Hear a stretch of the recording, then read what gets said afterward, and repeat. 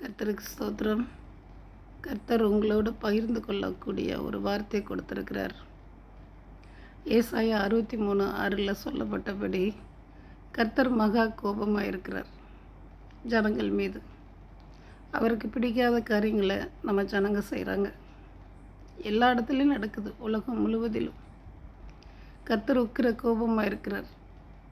அவர்கள் எதையெல்லாம் கனம் என்று நினைத்து கொண்டு தங்களோட வழிகளில் நடக்கிறார்களோ அந்த வழிகளெல்லாம் கர்த்தர் அவர்களை தரையில் தாழ பண்ணுகிறார், விழ பண்ணுகிறார். விக்கிரக ஆராதனையும் விபச்சாரமும் அவருக்கு பிடிக்கல.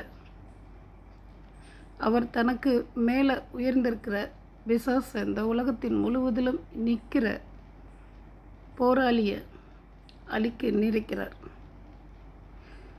கர்த்தர் நினிவே பட்டணத்தை அழிக்கணும்னு விரும்பினார். எச்சரிக்கை கொடுத்தார். யார் அனுப்பினார்? யோனாவே அனுப்பினார்.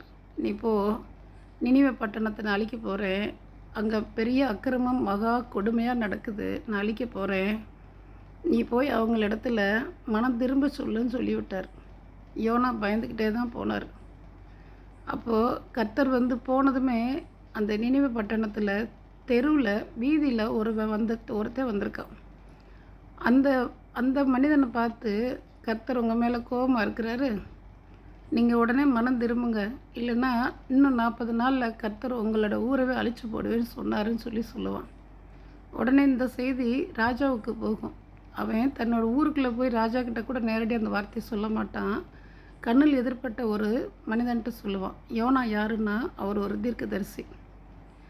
உடனே அந்த நிமிஷமே ஆடு மாடுகள்லேருந்து மனுஷர்கள்லேருந்து அத்தனை பேரும் தங்களோட உடைகளை துக்கத்தை கொண்டாடுகிற மாதிரி ஒரு ரெட் கலரில் இரட்டோரை உடுத்தி கொண்டு சாம்பல்லையும் வெளியிலையும் மணல் வெட்டிலையும் ரோட்லேயும் உட்காந்துட்டாங்க. ஆகாரம் உண்ணுறதில்லை, தண்ணீரை மட்டுமே குடிச்சுக்குவாங்க. இறைவன்கிட்ட தன்னோட பாவங்களெல்லாம் அறிக்கிட்டு மனம் திரும்பி 40 நாளில் அந்த ஊர் மனம் திரும்புது மொத்தமாக. அப்போது கர்த்தர் சொல்கிறாரு, அழிக்க நினச்ச அந்த ஊரை நீங்கள் என்னை கொண்டு போய் சொல்ல பண்ணினீங்க, நான் சொல்லியும் அந்த ஜனங்க எல்லாரும் அழிஞ்சிருவாங்கன்னு எதிர்பார்க்கும்போது அந்த ஜனங்க எல்லாரையும் நீங்கள் திருந்த பண்ணிட்டீங்களே அப்படின்னு.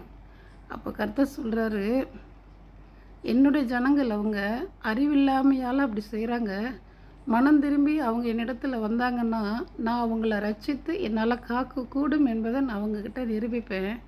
ஆகையால் இந்த உலகத்தை விட்டு அவங்க மனம் திரும்பி என்னிடத்துல வர சொல்லு, நான் அவங்க எல்லாரையும் காப்பேன்னு சொல்கிறாரு. அதுபோல் நம்ம ஜனங்களும் மனம் திரும்பி கர்த்தரிடத்துல வந்தால்